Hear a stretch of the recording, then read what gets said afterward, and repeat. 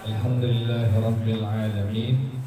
Wassalatu wassalamu ala ashrafil anbiya'i wal mursalin wa ala alihi wa sahbihi ajma'in. Hari para jemaah sekalian, kita memulai pengajian tasawuf kita.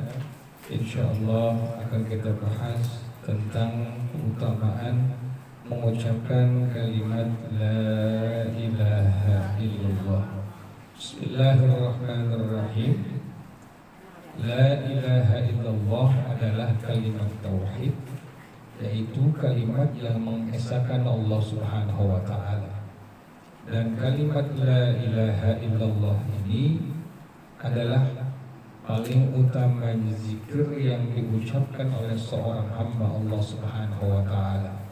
Jadi paling tinggi, paling utama, paling bagus di antara zikir-zikir yang ada adalah seorang hamba Allah Subhanahu wa ta'ala, dia melazimkan lisannya dengan mengucapkan kalimat La ilaha illallah.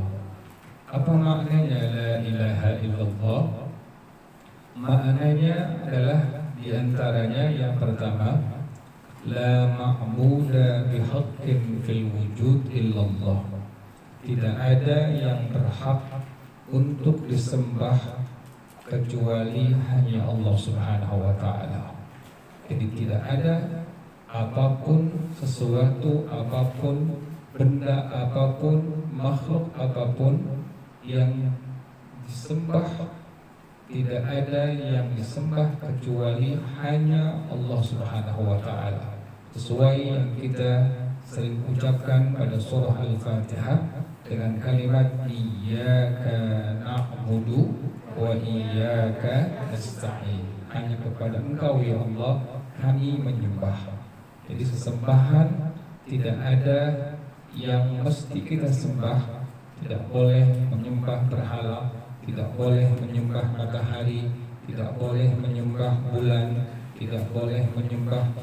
Alhasil tidak diperbolehkan menyembah pada makhluk siapapun. Yang kita wajib sembah hanya satu Tuhan kita, yaitu adalah Allah Subhanahu wa ta'ala. Kemudian para jamaah sekalian, di antara makna yang kedua, makna dari La ilaha illallah adalah La nafi'ah illallah. Kalimat La ilaha illallah, La nafi'a illallah. Tidak ada yang bisa memberikan manfaat apapun kecuali hanya Allah Subhanahu wa ta'ala. Jadi sesuatu yang kita peraih, sesuatu yang kita dapat dari manfaat apapun yang diberikan, yang kita terima, itu adalah seluruhnya adalah dari Allah Subhanahu wa ta'ala. La nafi'a illallah. Tidak ada sesuatu yang bisa memberikan manfaat kecuali hanya Allah Subhanahu wa ta'ala. Alhasil kesimpulannya, di hati kita wajib kita mengimani tidak ada yang bisa memberikan manfaat kecuali Allah. Tidak ada yang bisa memberikan mudarat kecuali Allah.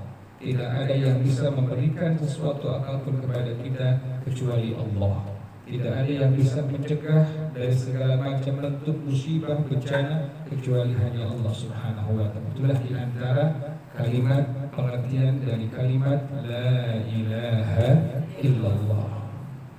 Kemudian para jamaah sekalian, salah seorang ulama, Al-Imam Al-Fakihani rahimahullah, beliau mengatakan saking sangat tingginya mengucapkan kalimat La ilaha illallah, sampai Al-Imam Al-Fakihani rahimahullah beliau mengatakan anna mulazamata dzikriha inda dukhulil manzili tanfil faqrah. Sesungguhnya melazimkan, mengistiqomahkan, mengucapkan kalimat La ilaha illallah sebelum kita memasuki rumah kita, itu dapat menghilangkan kefakiran dari orang yang mengucapkannya. Makanya kita pas sampai di rumah kita, di samping disunnahkan untuk mengucapkan kalimat salam, yaitu Assalamualaikum warahmatullah. Jangan lupa di antara zikir yang kita baca yang disunnahkan oleh Rasulullah Shallallahu Alaihi Wasallam sebelum masuk ke dalam rumah kita adalah kita ucapkan terlebih dahulu kalimat La ilaha illallah. Tadi kata Imam Al-Faqihani rahimahullah melazimkan menyebutkan kalimat La ilaha illallah pada waktu kita sebelum masuk ke rumah dapat meniadakan, menghilangkan kefakiran dari orang yang mengucapkan kalimat La ilaha illallah tersebut. Makanya para ulama menganjurkan setelah kita mengucapkan salam, jangan dulu langsung kita masuk dalam rumah kita, tetapi ucapkan dulu kalimat yaitu La ilaha illallah. Yang kedua para jamaah sekalian, datang dari hadisnya Rasulullah sallallahu alaihi wasallam, waqad warada al-hadis qala Rasulullah sallallahu alaihi wasallam anna man qala la ilaha illallah wa maddaha hudimat lahu arba'atu alafi dhanbin minal kabair. Bahwasanya orang yang mengucapkan kalimat La ilaha illallah dan dipanjangkan kalimat La-nya sampai 14 harakat, kemudian kalimat illallahnya dipanjangkan sampai 6 harakat. Jadi kita membaca kalimat La ilaha illallah sesekali kita panjangkan kalimat La itu sampai 14 harakat atau 14 ketukan. Kemudian kita panjangkan kalimat illallah sampai 6 harakat atau 6 ketukan. Kata Rasulullah sallallahu alaihi wasallam, orang yang mengucapkan kalimat La ilaha illallah kemudian dia panjangkan tadi La-nya dipanjangkan sampai 14 harakat, illallahnya dipanjangkan sampai 6 harakat. Bagaimana keutamaannya? Rasulullah sallallahu alaihi wasallam, hudimat lahu arba'atu alafi dhanbin minal kabairi. Maka Allah akan ampuni bagi orang yang mengucapkan dengan cara seperti itu 4.000 dosa besar yang pernah dia kerjakan. 4.000 dosa besar yang pernah dia kerjakan Allah ampuni seluruhnya, subhanallah.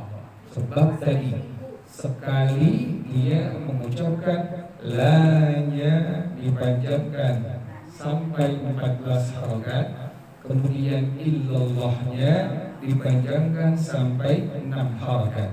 Kata Rasulullah sallallahu alaihi wasallam, hudimat lahu arba'alafi dhanbin al-kabairi. Allah akan ampuni 4.000 dosa besar yang pernah dia kerjakan. Kemudian para jamaah sekalian, para sahabat Rasulullah sallallahu alaihi wasallam bertanya kepada Rasulullah sallallahu alaihi wasallam, ya Rasulullah, bagaimana bila orang yang mengucapkan tidak memiliki dosa besar, tidak pernah mengerjakan dosa besar? Orang ini mengucapkan dengan cara tadi, dipanjangkan La-nya sampai 14 harakat, dipanjangkan illallahnya sampai 6 harakat, tapi ini orang tidak pernah berbuat dosa besar. Apa di antara contoh dosa besar? Berzina, mabuk, judi, membunuh. Ini orang sama sekali tidak pernah mengerjakan dosa-dosa besar. Bagaimana bila ini orang yang mengucapkan kalimat tadi, La-nya dipanjangkan sampai 14 harakat, illallah dipanjangkan sampai 6 harakat, dia tidak mengerjakan, tidak pernah mengerjakan dosa besar. Kata Rasulullah sallallahu alaihi wasallam, maka diampuni untuk anaknya, untuk istrinya, dan untuk tetangga-tetangganya. Subhanallah. Jadi keutamaan dari mengucapkan kalimat La ilaha illallah sampai demikian, sampai bila orang tersebut tidak pernah mengerjakan dosa besar, maka Allah ampuni 4.000 dosa besar yang pernah dikerjakan oleh istrinya, oleh anaknya, atau oleh tetangga-tetangganya. Subhanallah, saking mulianya, saking istimewanya mengucapkan kalimat La ilaha illallah. Kemudian para jamaah sekalian, pada hadis yang keempat, Rasulullah Shallallahu Alaihi Wasallam beliau bersabda dari Sayyidina Abdullah bin Abbas radhiyallahu taala anhuma, ia mengatakan, al-lailu wan naharu arba'un wa ishruna sa'atan. Sehari semalam itu adalah 24 jam. Sehari semalam itu adalah 24 jam. Wala ilaha illallah Muhammadur Rasulullah arba'atun wa ishruna harfan. Dan kalimat la ilaha illallah Muhammadur Rasulullah itu hurufnya ada 24. Jadi sehari semalam ada 24 jam. Kemudian kalimat la ilaha illallah hurufnya ada 24 huruf. Kata Sayyidina Abdullah bin Abbas radhiyallahu ta'ala anhuma, faman qala la ilaha illallah Muhammadur Rasulullah, maka siapapun dari umat Nabi Muhammad yang dia mengucapkan kalimat la ilaha illallah Muhammadur Rasulullah, kaffara kullu harfin dhunuba sa'atin. Setiap huruf tadi dapat menggugurkan dosa-dosa yang pernah dia kerjakan selama 1 jam. Subhanallah. Setiap huruf dari kalimat la ilaha illallah itu dapat menggugurkan, dapat menghapuskan dari setiap dosa-dosa yang dia kerjakan selama 1 jam. Sehingga pada Sayyidina Abdullah bin Abbas radhiyallahu ta'ala anhuma, fala yabqa alaihi dhanbun idza qalaha kulla yawmin ay wa kulla lailatin. Maka tidak ada dosa dari orang tadi apabila sudah mengucapkan kalimat la ilaha illallah dalam sehari semalam. Kenapa demikian? Karena sehari semalam itu ada 24 jam. Kemudian kalimat la ilaha illallah Muhammad Rasulullah hurufnya ada 24 huruf. Setiap huruf dapat menghapus, dapat menggugurkan satu dosa-dosa yang pernah dia kerjakan selama 1 jam.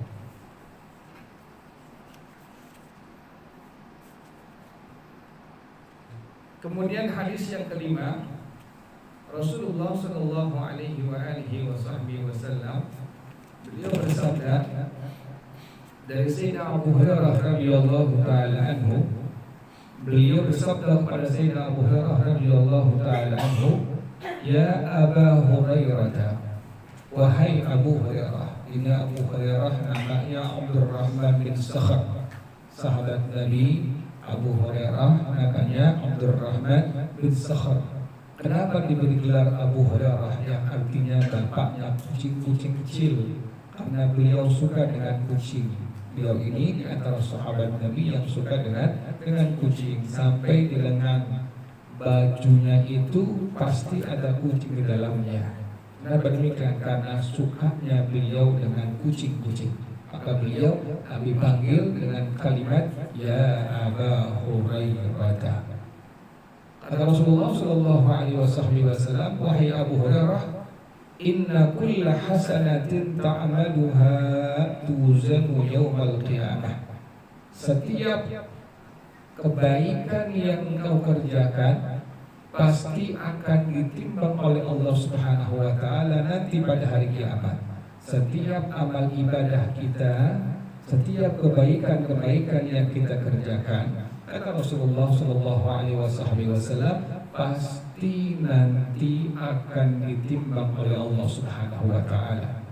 illa kecuali syahadata la ilaha illallah, kecuali adalah ucapan seorang hamba Allah Subhanahu wa taala, yaitu apa? Kalimat la ilaha illallah. Subhanallah. Setiap amal ibadah kita, kata Rasulullah Shallallahu Alaihi Wasallam, pasti akan ditimbang nanti pada hari kiamat di hadapan Allah Subhanahu Wa Taala, kecuali adalah ucapan kita akan kalimat la ilaha illallah. Fa innaha la tudau fi mizan, maka sesungguhnya kalimat la ilaha illallah tidak diletakkan di piring timbangan amal kebaikan kita. Kenapa demikian? Sampai seperti itu. Kenapa kalimat la ilaha illallah tidak diletakkan di piring timbangan amal kita? Kata Rasulullah sallallahu alaihi wasallam, "Li'annaha law wudi'at fi mizani man qalaha sadiqan." Karena bila kalimat la ilaha illallah diletakkan di piring timbangan kebaikan orang yang mengucapkannya dalam keadaan benar beriman kepada Allah Subhanahu wa taala, beriman kepada Rasulullah sallallahu alaihi wasallam, wa wudi'atis samawati sab'u wal arduna sab'u wa man fihinna, dan 7 lapis langit dan 7 lapis bumi diletakkan di piring timbangan yang lain. Bila kalimat la ilaha illallah tadi Allah taruh di satu piring timbangan seorang hamba Allah Subhanahu wa taala, kemudian 7 lapis langit, 7 lapis bumi plus isinya seluruhnya Allah letakkan di piring timbangan yang lain, kata Rasulullah sallallahu alaihi wasallam, kana la ilaha illallah arjaha min dzalika, akan lebih kuat daripada 7 lapis langit dan 7 lapis bumi yang ada di piring timbangan yang lain. Subhanallah. Makanya tidak ada lawanannya. Benarlah kata Rasulullah sallallahu alaihi wasallam bahwa kalimat la ilaha illallah adalah zikir yang paling utama. Tadi sampai demikian. Kalimat la ilaha illallah bila diletakkan pada piring timbangan amal kebaikan seorang hamba Allah Subhanahu wa taala, kemudian sebelah kirinya letakkan tadi apa? 7 lapis langit, 7 lapis bumi, maka lebih berat yang mana? Lebih berat yang ucapan dari seorang hamba mengucapkan kalimat la ilaha illallah. Ini luar biasa. Makanya kita upayakan keseharian kita jangan tinggal kita untuk mengucapkan kalimat la ilaha illallah.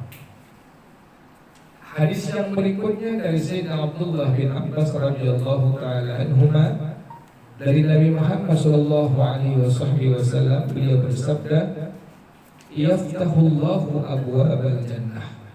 Allah membuka pintu-pintu syurga, wa yunadi min tahtil arsy, dan Allah menyeru dari bawah arsy.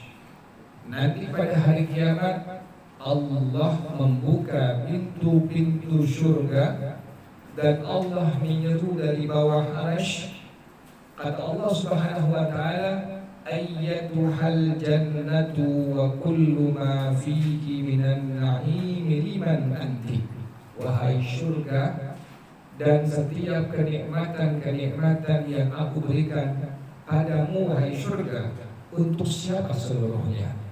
Allah tanya kepada syurga, wahai syurga, engkau ini dan seluruh kenikmatan-kenikmatan yang ada padamu wahai syurga, dan nikmat syurga banyak gitu.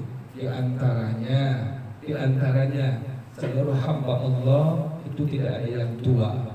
Seluruhnya umurnya seperti umur Nabi Isa, yaitu 33 tahun. Subhanallah. Kemudian tinggi kita berapa? Tinggi kita adalah sampai 30 meter. Tinggi seorang hamba Allah sampai 30 meter.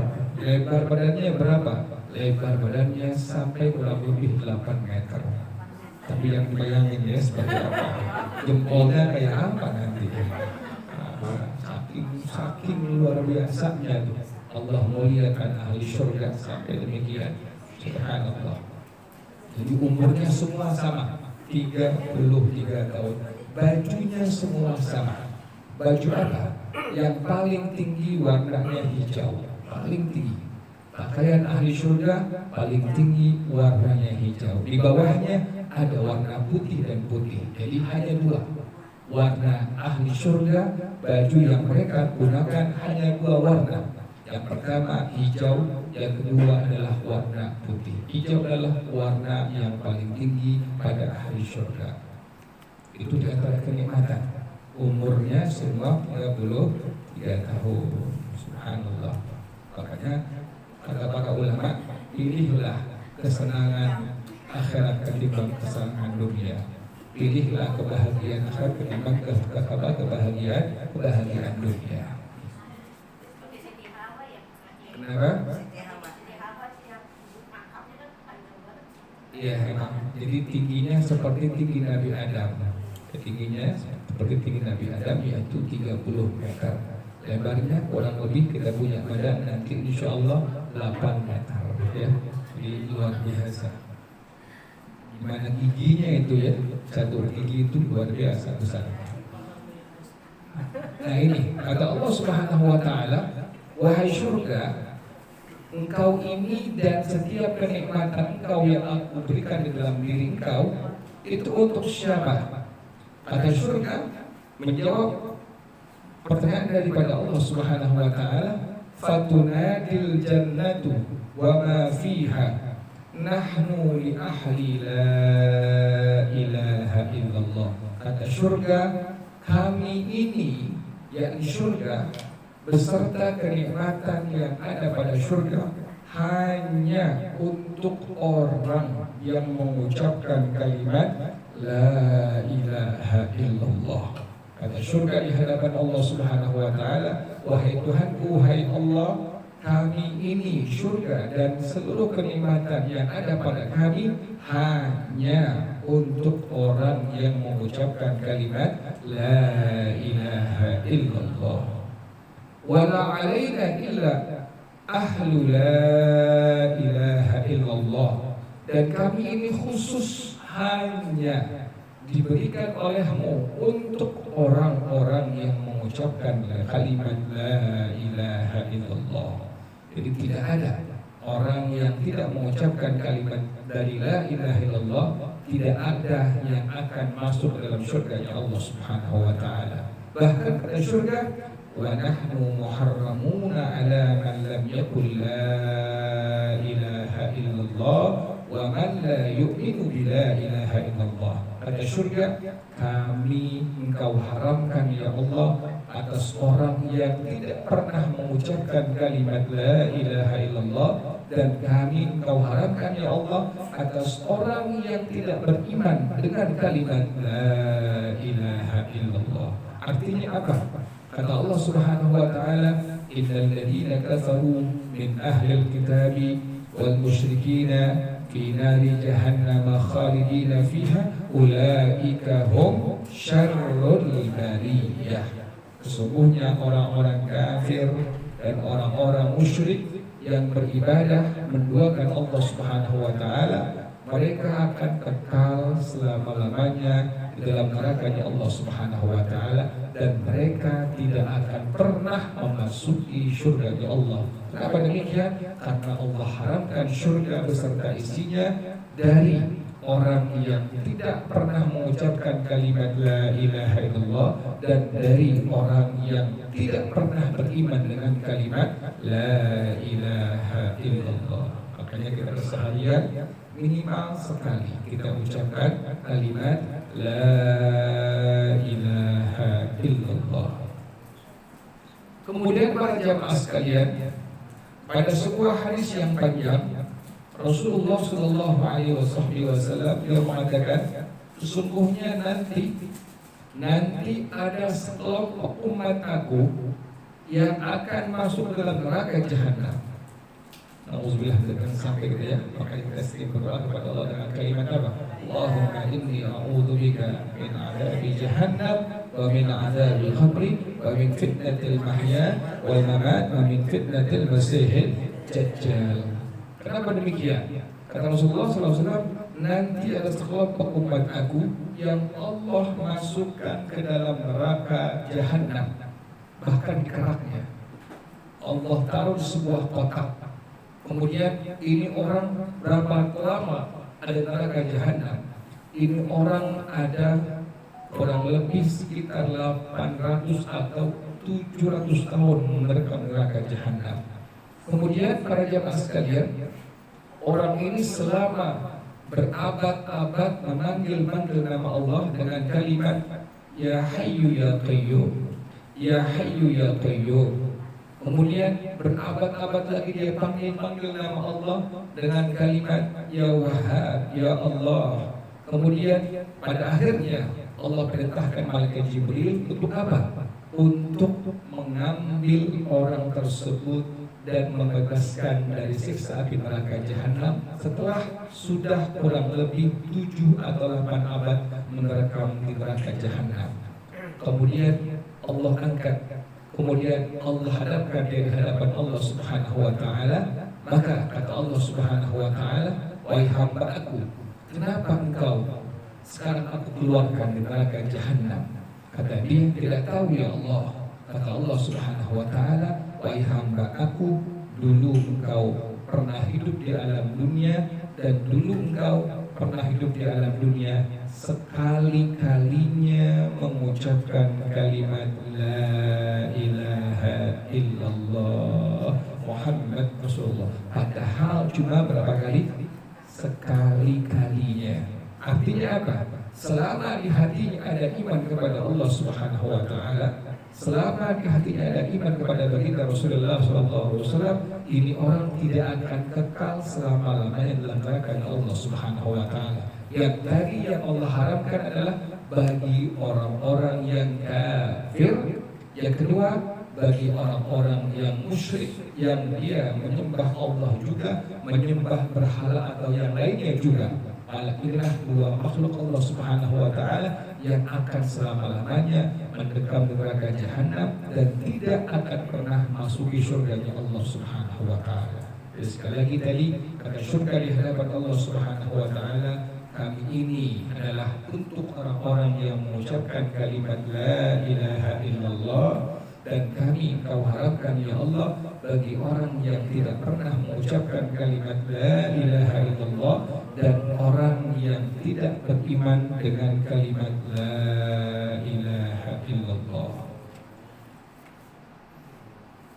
Kemudian para jamaah sekalian, pada hadis yang lain Rasulullah sallallahu alaihi wasallam beliau menyampaikan dari sahabat dari Syekhul Islam Zakir Al-Ansari radhiyallahu taala anhu, beliau mengatakan bahwasanya bersabda Rasulullah sallallahu alaihi wasallam, la tazalu la ilaha illallah tadfa'u an ahliha al-masa'ib ma lam yu'thiru dunyahum ala akhiratihim wa ma lam yaquluha wa lam tahjuzhum an maharimillahi ta'ala. Senantiasa kalimat la ilaha illallah akan melindungi seorang hamba Allah Subhanahu wa taala dari hamba-hamba Allah yang ikhlas pada waktu mengucapkan la ilaha illallah. Dari musibah apapun, bencana apapun, selama ini orang dia ikhlas mengucapkan kalimat la ilaha illallah, maka Allah akan lindungi dia dari berbagai macam musibah dan bencana. Tapi dengan catatan ma lam yu'thiru dunyahum ala akhiratihim. Yang pertama, selama hamba-hamba Allah ini pada waktu mengucapkan la ilaha illallah lebih mengutamakan kehidupan akhirat ketimbang kehidupan dunia. Jadi pada waktu dia mengucapkan la ilaha illallah, di hatinya memang hanya untuk Allah Subhanahu wa taala. Di hatinya pilihannya adalah kehidupan akhirat yang lebih dia pilih, maka kata Rasulullah Shallallahu Alaihi Wasallam, kalimat la ilaha illallah yang dia ucapkan akan melindungi dia dari segala macam musibah, bencana dan bala. Yang kedua, dengan catatan bahwasanya kalimat la ilaha illallah yang dia ucapkan pengaruhnya apa? Ini hamba semakin menghindar dan jauh dari perbuatan-perbuatan yang Allah haramkan.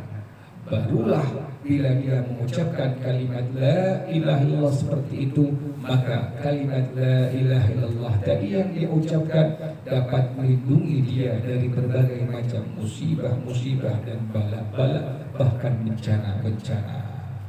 Terus kita lihat sekarang, memang ada buktinya.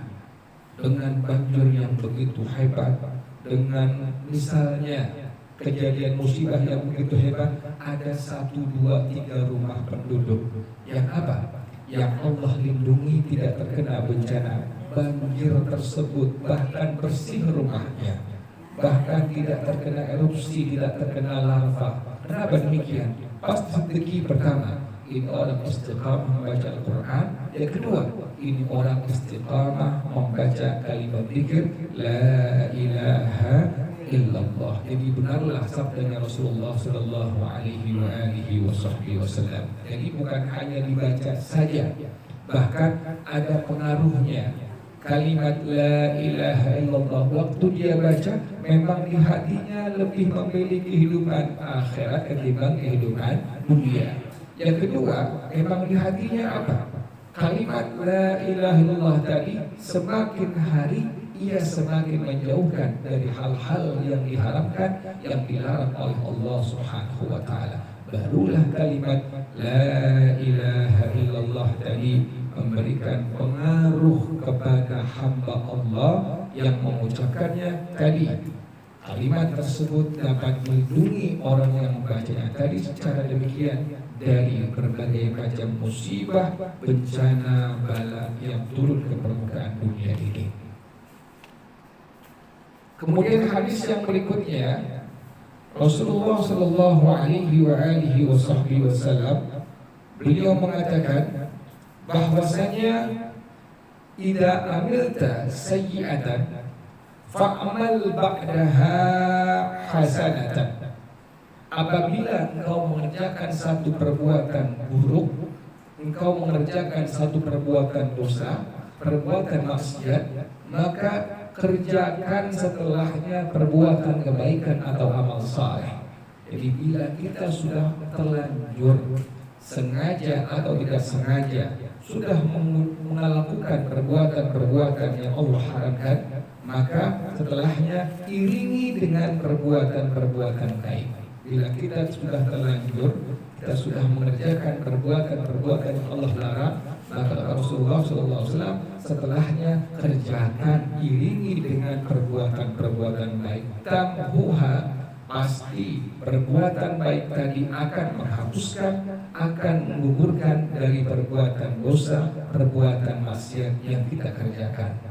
Para sahabat langsung bertanya kepada Rasulullah SAW, ya Rasulullah, aminal hasanati la ilaha illallah, apakah termasuk kebaikan? Apakah termasuk amal kebaikan, amal saleh mengucapkan kalimat la ilaha illallah?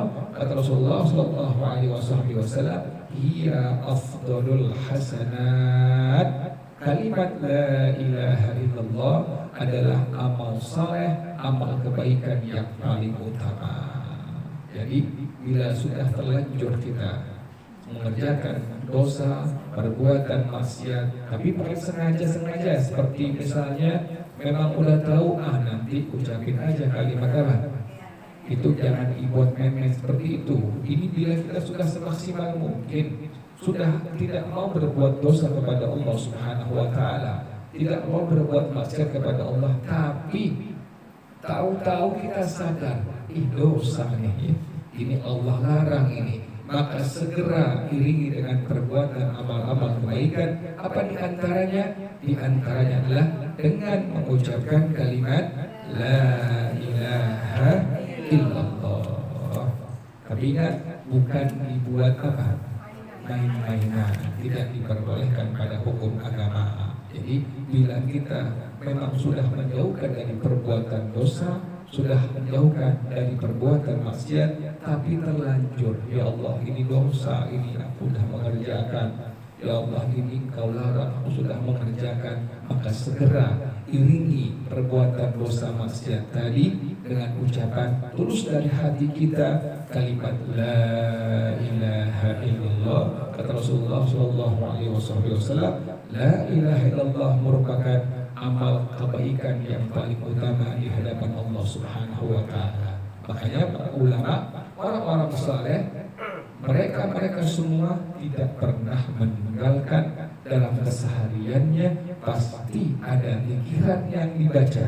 Apa di antaranya? Yaitu menyebutkan kalimat La ilaha illallah. Jadi jangan lupa ya, sekali-kali kita memanjangkan la-nya sampai 14 harakat, illallahnya kita panjangkan sampai 6 harakat. Jadi 14 ketukan ya. La ilaha illallah. Pokoknya 14 harakat pada kalimat la-nya, illallahnya adalah 6 harakat. Kemudian para jemaah sekalian, pada hadis yang lain Rasulullah Shallallahu Alaihi Wasallam beliau bersabda, saking utamanya, saking paling utamanya mengucapkan kalimat La ilaha illallah. Apa di antara keutamaannya? Bersabda Rasulullah Shallallahu Alaihi Wasallam, hadara malakul mauti rajulan fashaqqa a'da'ahu falam yajidhu amila khairan qattu. Malaikat maut pernah mendatangi salah seorang hamba Allah Subhanahu wa Ta'ala, maka dia belah semua anggota-anggota tubuhnya, maka dia tidak mendapatkan apapun dari amal-amal saleh, amal-amal kebaikan dari ujung rambut sampai ujung kaki. Ini hamba Allah. Ada orang yang sudah meninggal dunia, dibelah semua anggota tubuhnya dari ujung rambut sampai ujung kaki, tidak didapatkan oleh malaikat maut apapun dari amal-amal kebaikan atau amal-amal saleh dari orang ini. Kemudian malaikat maut fafakkar hihu, maka malaikat maut dia membuka kedua tulang rahangnya, fawajada tarfa lisanihi lasiqan bihankihi, maka malaikat maut dia mendapatkan di ujung lidah hamba ini menempel dengan langit-langit mulutnya. Apa yang ditemukan oleh malaikat maut ini? Yaitu kalimat La ilaha illallah. Dengan sebab itulah Allah ampuni dosa-dosa dari hamba Allah ini. Jadi ada orang yang kesehariannya gak pernah berbuat amal saleh. Ada orang yang matanya gak pernah memandang Quran, yang matanya gak pernah memandang kitab hadis, yang telinganya gak pernah mendengarkan Quran, yang tangannya gak pernah bersedekah kepada orang lain, berbagi kepada orang lain, yang kakinya gak melangkahkan ke tempat-tempat kebaikan, masjid, musalla, majelis ta'lim. Ini orang selama hidupnya kosong dari amal kebaikan. Tapi ada satu amal kebaikan yang pernah dia ucapkan, yaitu tadi kalimat apa? La ilaha illallah. Karena sebab tadi Allah rahmati dia, Allah ampuni dia. Subhanallah, saking tingginya, saking sangat mulianya, saking sangat utamanya daripada kalimat La ilaha illallah di hadapan Allah Subhanahu wa Ta'ala. Makanya orang-orang itu beruntung.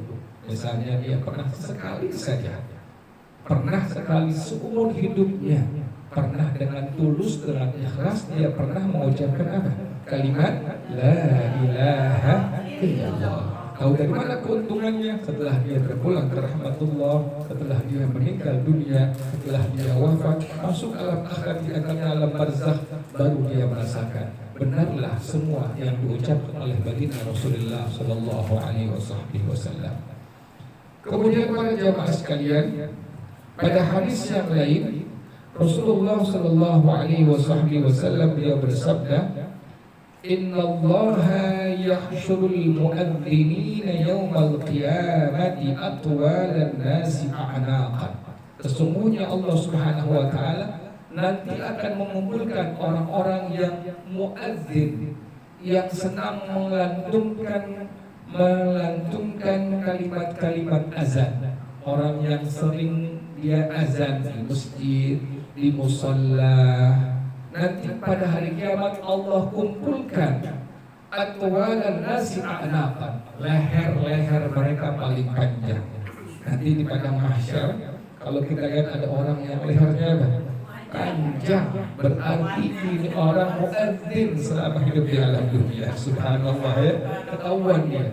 Ini menunjukkan pangkat yang sangat tinggi di hadapan Allah Subhanahu.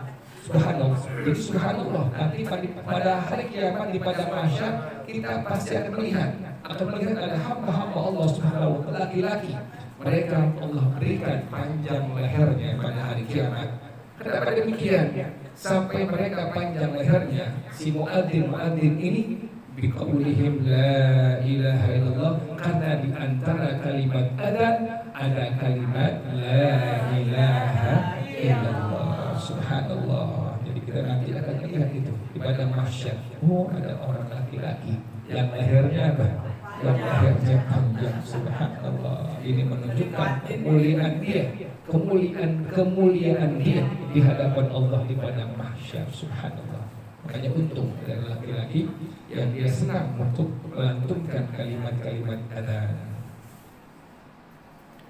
Kemudian hadis yang berikutnya, Rasulullah Sallallahu Alaihi Wasallam beliau bersabda, Inna sadaqata sirri tutfi'u ghadabar Rabbi. Sesungguhnya sedekah secara sir, sembunyi-sembunyi, berbagi kepada orang yang membutuhkan sembunyi-sembunyi, tidak ada yang tahu siapapun. Emang kerjaannya kerjaan halal, usahanya usaha yang halal, dagangnya dagang yang halal. Kemudian ada uang lebih yang dia miliki yang Allah berikan kepadanya, dia berbagi kepada orang yang membutuhkannya tanpa ada orang yang tahu siapapun. Kata Rasulullah Shallallahu Alaihi Wasallam, sedekah yang seperti ini, berbagi yang seperti ini, kalau kita kan sekarang lihat di medsos orang suka apa? Suka mempertontonkan, ya, mempertontonkan dia punya, berbagi kepada orang yang tidak punya. Ini bagaimana hukumnya? Tergantung di mana hati dia melakukan sedekah, dan secara terang-terangan di hadapan orang, bahkan masuk di media sosial. Jadi bagusnya bagaimana sedekah kita? Bagusnya secara apa? Secara sir, secara orang nggak tahu seluruhnya. Kata Rasulullah SAW, tangan kanan memberi, tangan kiri tidak tahu sama sekali.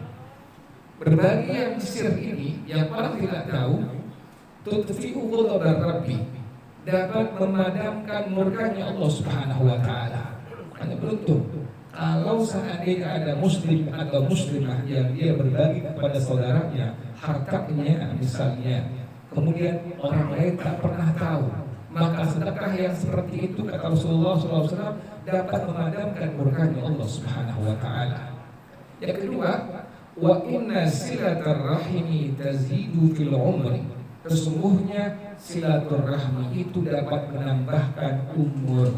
Para ulama menjelaskan, yang dibilang dapat menambahkan panjang umur, pertama hakikatnya demikian, memang Allah panjangkan umurnya. Yang kedua, umurnya tidak pernah panjang, tapi Allah berikan keberkahan umurnya.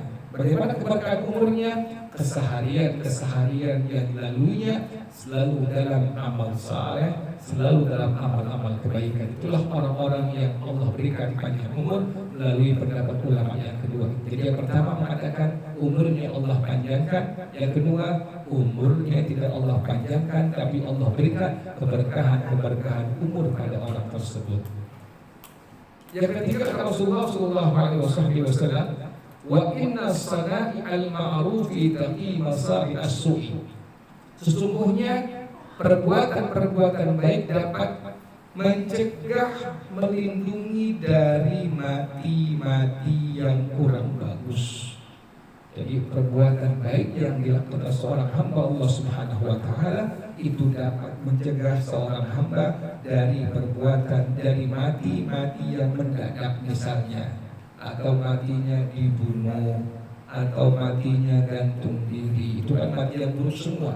Nah, perbuatan baik dapat mencegah seorang hamba Allah dari mati yang dalam kondisi yang buruk tadi. Yang keempat, ini yang menjadi poinnya, wa anna qawla la ilaha illallah tadfa'u an qailiha tis'atan wa tis'ina baban al-bala. Ucapan seorang hamba Allah Subhanahu wa taala akan kalimat la ilaha illallah dapat mencegah dari orang yang mengucapkan tadi 99 pintu bala. Jadi Allah cegah dari seorang hamba yang dia istiqamah kesehariannya, yang dia konsisten dalam kesehariannya, terus menerus dalam kesehariannya, dia nggak pernah lupa untuk mengucapkan, untuk menyebutkan satu zikir ini, yaitu kalimat la ilaha illallah, maka Allah akan hindarkan dari hamba Allah yang seperti ini adalah sampai 99 pintu bala. Annaha alhammu, yang paling ringan alham. Ham ini galau, ini ham ini bahaya ini. Ham ini memikirkan sesuatu yang belum ada. Kan seharusnya ada sifat qanaah kita. Apa itu qanaah? Kita bersyukur terhadap sesuatu yang ada, tidak memikirkan terhadap sesuatu yang tidak ada. Itu qanaah namanya. Bahasa kita terima apa adanya. Itu namanya qanaah. Ada orang yang punya penyakit ham. Apa itu ham? Dia itu galau. Apa pengertiannya galau? Dia mikirin sesuatu yang belum pernah kejadian. Yang di depan mata nikmat yang Allah berikan tidak disyukuri, tapi dia pengen apa? Pengen punya ini, pengen punya itu namanya ham. Nah, beruntunglah bagi orang yang mengucapkan la ilaha illallah ini, Allah hindarkan dari penyakit ham tadi. Jadi 99 pintu bala Allah hindarkan dari seorang hamba Allah Subhanahu wa taala yang istiqamah untuk mengucapkan kalimat la ilaha illallah. Wallahu a'lam bishawab. Silakan dari jamaah sekalian, mungkin ada yang bertanya. Ya Ustaz. Ya silakan.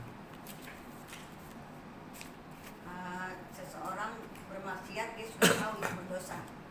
Nah di sini Rasul tadi menjelaskan dia sudah terlanjur, dia sengaja atau tidak sengaja, mungkin dia sudah tahu, tapi paginya itu diiringi dengan perbuatan baik dia. Itu dia takut kali Ustaz, kalau malamnya itu dia mabuk, terus teriak-teriak di jalan. Paginya itu suka ini Pak Ustaz, kasih sedekah ke tetangga yang tidak punya. Nah, jadi tetangganya kadang-kadang suka ketakutan, soalnya kan kadang-kadang masih bau alkohol gitu ya. Masih bau nah, jadi kita ambil aja pada ketakutan gitu. Jadi dia serahkan, dia kasih ke tetangga yang tidak punya. Itu apa maksudnya, mengiringi keburukan dia dengan kebaikan. Itu maksudnya. Iya. Jadi nanti juga di antara hamba Allah Subhanahu wa taala ada yang kerjaannya berbagai macam. Dia tahu ini perbuatan dosa, dia pengen mengiringi setiap perbuatan dosa yang sudah terlanjur dia kerja dengan perbuatan kebaikan. Ada seorang hamba Allah yang apa? Yang dia pemabuk, dia maaf penzina, tetapi dengan anak yatim sangat kasih, sangat sayang. Ada seorang hamba Allah Subhanahu wa taala laki-laki, dia pemabuk, dia penzina, tapi sangat kasih, sangat sayang kepada anak-anak yatim. Satu anak yatim dia perhatikan di kampungnya, dibiayai, dikasih baju segala macamnya, sampai dia berpulang ke rahmatullah. Sampai pada hari kiamat kata Rasulullah SAW, maka tibalah karena dia pendosa, karena dia ahli maksiat, maka sudah diponis masuk ke mana? Neraka atau surga? Neraka. Kemudian pas ditarik oleh para malaikat, datang anak kecil sambil memprotes Allah Subhanahu wa Ta'ala dan sambil mengatakan, ya Rabb, wahai Tuhan aku, ini orang di alam dunia pernah menyantuni aku dengan uangnya, kemudian dengan memberikan baju kepada aku. Kata Allah Subhanahu wa Ta'ala, wahai para malaikat aku ampuni dia dan aku rahmati dia. Dengan sebab apa? Dengan sebab dia menyayangi itu anak yatim. Jadi artinya apa? Alhasil setiap perbuatan buruk yang kita kerjakan, sengaja atau tidak sengaja, kemudian diiringi dengan perbuatan kebaikan, maka kita berharap kepada Allah Subhanahu wa Ta'ala dari berbagai macam dosa yang kita kerjakan, dari berbagai macam maksiat yang kita kerjakan, kita berharap dengan kebaikan yang sedikit yang kita kerjakan mendapatkan rahmatnya Allah, mendapatkan ridhonya Allah Subhanahu wa Ta'ala dan ampunannya Allah Subhanahu wa Ta'ala. Maka jangan pernah tinggal itu, jangan pernah tinggal itu. Jadi setiap perbuatan dosa ini dengan perbuatan kebaikan atau amal kebaikan atau amal saleh. Kenapa demikian? Janji dari baginda Rasulullah SAW, setiap amal kebaikan itu dapat menghapus, menghilangkan, menggugurkan dosa maksiat yang pernah kita kerjakan selama hidup di alam dunia. Demikian, Allahu a'lam bishawab. Ya silakan. Saya nggak tahu ini mengurangi pahala atau tidak, Pak Ustadz, misalkan yang seperti itu. Karena ada keluarga yang ada satu anak ini, dia keluarganya selalu bermasalah. Jadi kita tuh keluarga besar tuh ngomongin dia, melulu fungsinya bagaimana, setiap hari ngomongin dia. Jadi kan pasti ada keburukan juga yang diomonginnya. Itu gimana Pak Ustadz? Apakah kita pahala kita terkurangi atau gimana Pak Ustadz? Jadi bagaimana dosa ghibah? Dosa ghibah dapat mengurangi pahala kita. Dan orang yang digunjing, yang dibicarakan, bahkan kata Rasulullah SAW, akan diberikan dari setiap amal kebaikan pahala yang kita kerjakan kepada dia seluruhnya. Solusinya bagaimana? Sudah kita diamkan saja. Jangan pernah bicarakan kekurangan-kekurangannya. Itu ujian buat keluarga kita. Jadi diam, berikan mereka pengertian kita punya keluarga. Tolong saat ini hentikan, jangan bicarakan dia. Mendingan kita bicarakan yang lain saja. Kenapa demikian?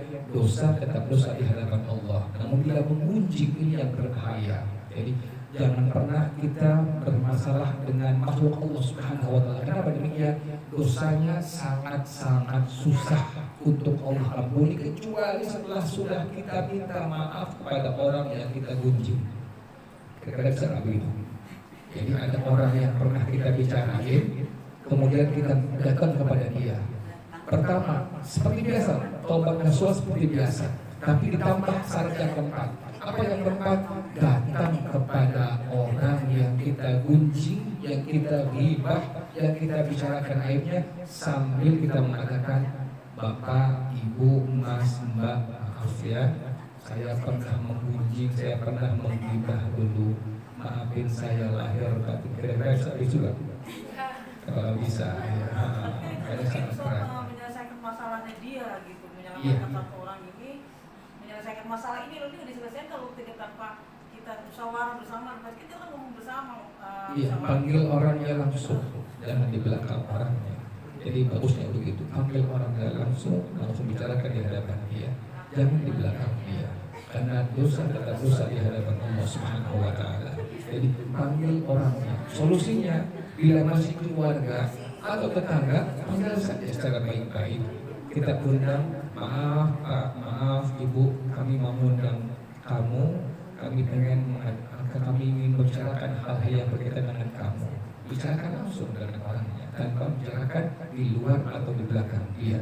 Kenapa demikian? Dosa tetap terhitung dosa di hadapan Allah Subhanahu wa Ta'ala. Sampai Nabi berikan warning, sekalipun ini orang sudah ribuan haji, ribuan umroh, ribuan khatam Quran, ribuan sedekahnya, ribuan segala macam ibadahnya, maksimalnya luar biasa, tapi ada dosa yang berkaitan dengan manusia lainnya, maka seluruh kebaikan-kebaikan dari pahalanya Allah limpahkan kepada orang yang tadi diantaranya digunjing olehnya.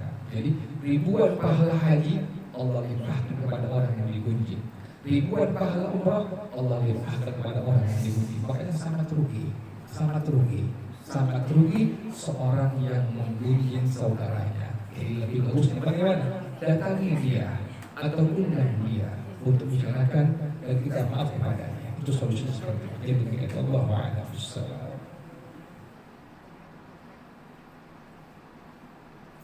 Kalau gitu bisa ditutupi dengan amal ibadah yang baik ya Ustaz ya. Harus wajib minta maaf kepada yang orang yang digunjing tadi. Wajib. Dia kan tahu saat dia tahu kita tuh membicarakan dia, saya mau baik-baik sama dia. Iya. Jadi kita kan sama orang lagi, mau saudara, mau keluarga besarnya. Iya, maksudnya gitu. Ini kan belum ngomong lagi sama dia, tetap lagi. Kalau nggak berubah sudah jangan bicarakan. Kalau sudah ada perubahan, sudah dipanggil, jangan dibicarakan, stop membicarakannya. Tidak ada manfaat sama sekali. Manfaat dunia tidak ada perubahan, apalagi nanti di akhirat kita yang rugi malah membicarakannya.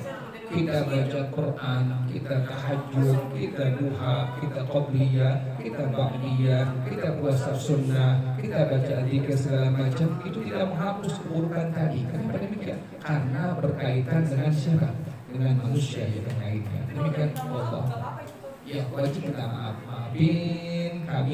maafin saya sudah menggunjing kamu, sudah menghina kamu. Itu hukumnya wajib. Iya. Daripada pahala habis. Niatnya baik menyelamatkan yang lain. Iya, makanya sudah berhenti membicarakannya. Kalau ini orang keras kepala, berhenti membicarakannya. Tapi tetap kita wajib minta maaf kepadanya. Wajib hukumnya kepadanya. Ini orang keras kepala banget. Sudah dipanggil, sudah ngomong baik-baik, nggak dengar juga. Sudah, jangan bicarakan dia. Dan kewajiban kita minta maaf kepadanya karena kita pernah menggibahnya atau mengunjingnya. Demikian. Lebih bagus seperti itu. Ya. Jadi sudah dipanggil, gugur kewajiban kita. Sudah dipanggil, sudah dikasih arahan, sudah dinasehati. Memang keras kepala, sudah lepaskan saja. Sama seperti itu. Seperti mau lebih muda mau tua sama. Karena dosa di hadapan Allah itu adalah sama. Keluarga juga itu jangan dalam keluarga itu Semua begitu. Nggak tahu kakak, nggak tahu orang tua.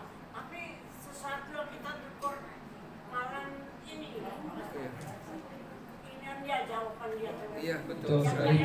Iya, sekalipun adik kita, sekalipun di bawah kita umur, tetap kita nggak boleh menggunjingnya. Kenapa demikian? Dosa adalah tetap dosa di hadapan Allah Subhanahu Wa Taala. Jadi tidak ada dosa. Ini saudara tidak dosa ya? Enggak, tetap dosa. Ini adik nggak dosa, tetap dosa. Makanya solusinya tadi, solusinya sudah minta maaf kepadanya, stop. Jangan diulang kembali ghibahnya. Jangan diulang kembali. Bila ada yang menggibah lagi, bila ada yang menggibah lagi, kita bilang maafin. Ini sudah tutup yang ghibahnya ya. Jadi kan Allah wa'ala musyalah. Iya wajib maaf. Untuk amaliyah la ilaha illallah itu menurut sunnahnya gimana Ustaz? Agak lain, keras kepala lagi diajar. Sekarang menjawab kayak hati gimana ngadepinnya Ustaz. Iya. Yang paling bagus doakan dia. Doakan. Yang paling bagus doakan dia. Itu udah terakhir banget itu. Ini orang keras kepala banget ini orang. Susah diajak bicara. Udah paling bagus pasrahkan kepada Allah. Karena yang memiliki dia siapa? Allah Subhanahu Wa Taala. Doakan dia di keheningan malam. Ya Allah, lembutkan hatinya. Ya Allah, bukakan mata hatinya. Minta kepada Allah Subhanahu. Pasti akan ada perubahan. Pasti. Itu solusi yang terakhir sudah. Bila sudah dikasih arahan tidak mengerti, dinasihati tidak mengerti, sudah doakan saja dia. Akan Allah bukakan mata hatinya, akan kembali kepada Allah Subhanahu Wa Taala. Demikian Allah Subhanahu Kalau lagi hati dalam bom panggil. Tapi kita cepat. Dalam keluarga tuh ada aja yang. Iya pasti ada. Ya. Amaliyahnya Ustaz untuk la ilaha illallah, sunnahnya tuh gimana? Apa jahar, apa sir, Iya. ketika mengungkap. Iya. Jadi paling bagus adalah zikirnya kita sir. La ilaha illallah, la ilaha illallah, sir. Jadi paling bagus. Jadi dua-duanya boleh. Zikirnya jahar, artinya jahar itu orang lain dengar apa-apa. Tujuannya biar kita, biar ini orang mau berzikir kepada Allah, boleh. Atau paling bagusnya ambil, yang afdalnya ambil, yaitu apa? Sir kita zikirnya. Makanya pahala antara zikir jahar dengan sir lebih besar pahala yang sir. Lebih besar pahala orang yang berzikir dalam keadaan sir. Cukup telinga yang dengar saja. Sama dengan baca Quran. Bila baca Quran kita jahar, tujuannya agar orang lain baca Quran, maka sana ada pahala buat kita. Tapi bila kita baca Quran jahar, tapi di hati kita biar tahu suara gue. Hilang pahalanya sama sekali tidak ada. Makanya baca Quran, para ulama mengatakan mana antara yang afdal mana? Baca Quran jahar atau sir? Lihat kondisi kita. Kita yang lebih mengerti keadaan kita. Bila tadi lebih amannya sir, baca Quran pelan-pelan. Yang dengar hanya telinga kita saja. Demikian wallahu a'lam bishawab. Sudah tidak lagi? Sudah? Sudah. Al-Fatihah. A'udzu billahi minasyaitonir rajim. Bismillahirrahmanirrahim. Alhamdulillahirabbil alamin. Arrahmanir rahim. Maliki yaumiddin. Iyyaka na'budu wa iyyaka nasta'in. Ihdinas shiratal mustaqim. Shiratal ladzina an'amta 'alaihim ghairil maghdubi 'alaihim waladdallin. Amin. Bismillahirrahmanirrahim. Alhamdulillahirabbil alamin. Hamdan yuwafi ni'amahu wa yukafi'u mazidah. Ya Rabbana lakal hamdu kama yanbaghi li jalali wajhika wa li 'azimi sultanik. Subhanaka la nuhsi thana'an 'alaika anta kama athnayta 'ala nafsika falakal hamdu hatta tarda wa lakal hamdu idza radita wa lakal hamdu ba'da ridha. Allahumma salli wa sallim ala sayyidina Muhammad wa ala ali sayyidina Muhammad.